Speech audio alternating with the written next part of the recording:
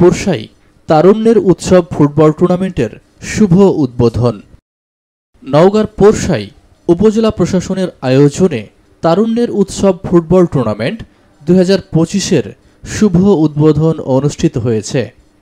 আজ সোমবার 24শে নভেম্বর বিকেল 3 ঘটিকার সময় উপজেলার নিতপুর সরকারি মডেল উচ্চ বিদ্যালয় ও কলেজ মাঠে এ টুর্নামেন্টের শুভ উদ্বোধন করেন উপজেলা নির্বাহী কর্মকর্তা রাকিবুল ইসলাম।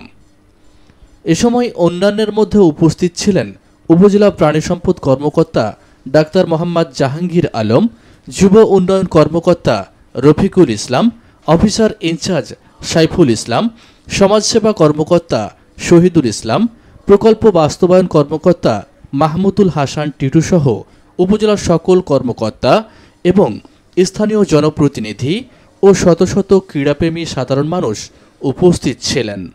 উদ্বোধনী ম্যাচে মুখোমুখি হয় নিতপুর ফুটবল একাদশ বনাম মসজিদপুর ফুটবল একাদশ। জমজমাট ফুটবল খেলায় মসজিদপুরকে 3-0 গোলে হারায় নিতপুর ফুটবল একাদশ।